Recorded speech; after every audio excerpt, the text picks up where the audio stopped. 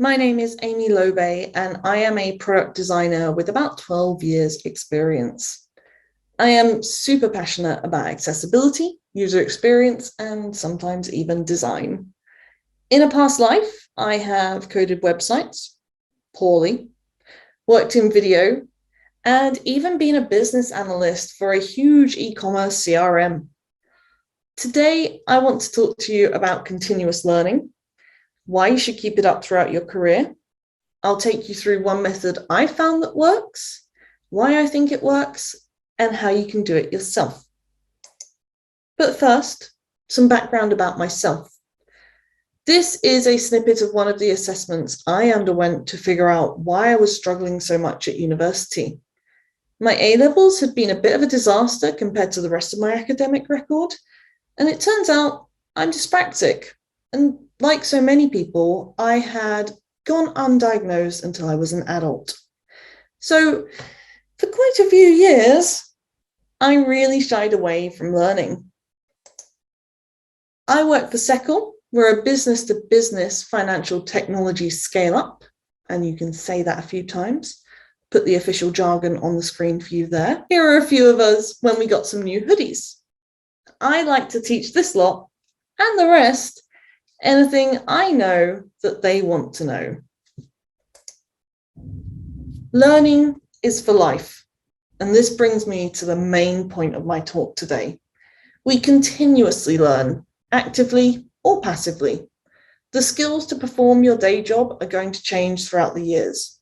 As an engineer, you're likely to pick up several new coding and scripting languages in your working life. If you're good at your job, that's enough for you to stay employed. But what about collaboration? How do you contribute to design sprints? Do you have the knowledge needed to design and build the best product? Get comfortable with this slide. We'll be here a while. I'd like to take you through the metaphor of the jar of life. A professor stands in front of their students and has an empty jar and some rocks. They place the rocks into the jar and then ask the students, is the jar full? The students look at the jar. Yes, it looks full. So the professor pulls out a bag of pebbles and pours those pebbles into the jar and asks the same question, is the jar full? Students look at the jar again and, well, yeah, of course, it's full now. So the professor pulls out some sand and starts spooning that sand into the jar and asks the same question again. Yes, the students reply, the jar is full.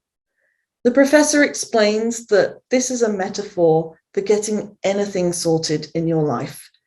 Take care of the big things first, and then the little things will fill in around the side and fulfill. Finally, the professor takes his mug of coffee and pours that coffee into the jar and says, there's always time for a coffee with a friend. And so if we look at that, and then we look at the skills for a job, I've got some of the job spec for an engineer here from Seckle, quite a recent job description. And this is a great starting point. They may even feel like they've got a full suite of knowledge and tools to get their job done. But having some additional skills is really going to make them fantastic at their job. If they know their way around accessibility and understand the guidelines, if they can contribute to research methods for architecture at the start of a project, it's going to be so good. If they understand how to use space in design, they can work out that padding when they're secretly slipping in some code at 9 p.m. at night and there are no designers online. If they know how to phrase great questions, they'll be able to contribute to any sort of user research, like usability testing. Or even if they understand their way around typography, they can just get things right straight away. So what's the point? You work with some fantastic experts. They know their stuff. But have you ever worked in a team full of T-shaped employees? T-shaped team members is no new thing. I remember learning about it when I first started working in cross-functional teams. It's a shortcut to fantastic collaboration. It's a shortcut to super speed.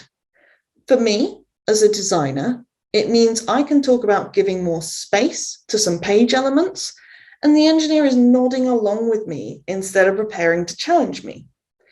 As the researcher, it means that they can bring an engineer along to a customer discovery call, and not only is that engineer going to get fantastic insights, they're also going to be able to ask questions in a really constructive manner. For the engineers, it means that they can talk about containers and structures of the page, and they'll know that the rest of the team are going to get it. It means they'll be able to push back on some new design elements, and I'll know and understand and be able to start thinking about better ways to design for our build. And I really don't know much code. That top bar of the T represents only a small chunk of knowledge about the other skill sets, but it really smooths things out and makes things go faster. I have always enjoyed sharing my skills, and it's probably when I'm at my best. It definitely comes from my upbringing. I'm the only one in my family who isn't a teacher. When I started working in a corporate environment, I realized that if I learned on the job or from people I worked with, it was really inspiring, and it definitely stuck. Learning from a book or a course that involves a lot of reading just doesn't work for me. And I know a lot of people like me exist. We've been raised to learn in a classroom-like setting, and that may not work for every topic or for every person, but it can form an important part of learning a new skill. I personally learn really well by doing something, so I thought I'd see if other people felt the same. We asked our teams how they'd like to learn, and it turns out being taught by an in-house expert ranks really highly in their minds. So I gave it a go. I've been running mini skills exchange sessions to anyone who wants to come along, and judging by the length of my hair, I've been at it a while. At Seckle, we have a learning club in which we share what we know, and I take things a step further, and in my sessions we have activities to do. Take a step back to school. In the usability testing session, you're going to be set against the other half of the group to find out whose chosen website performs the best.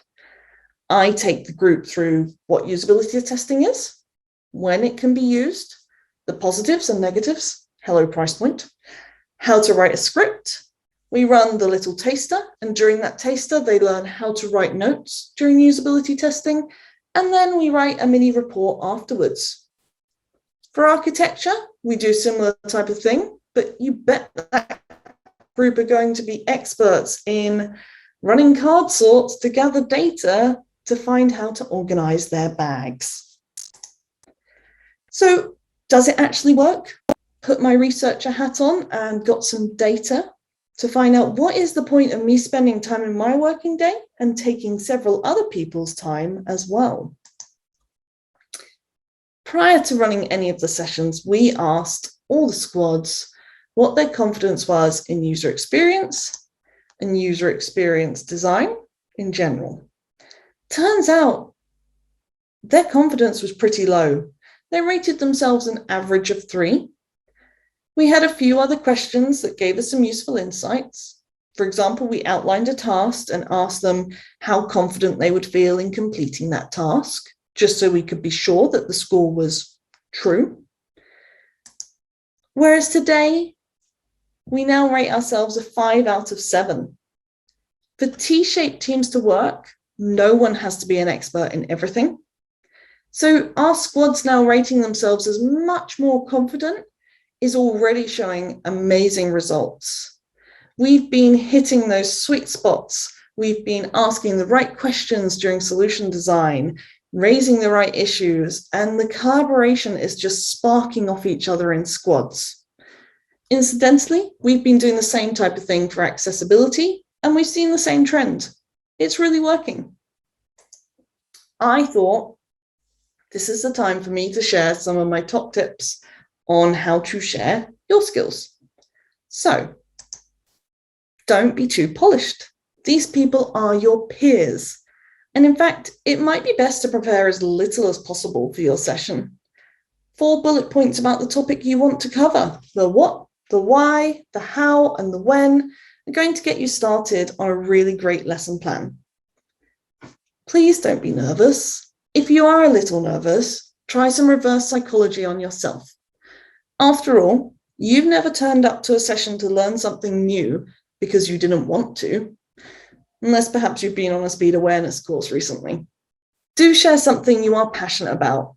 I'm really passionate about user experience, and not only can I talk about it for ages, even if there is a question I don't know the answer to, I can talk about how we're going to find the answer out.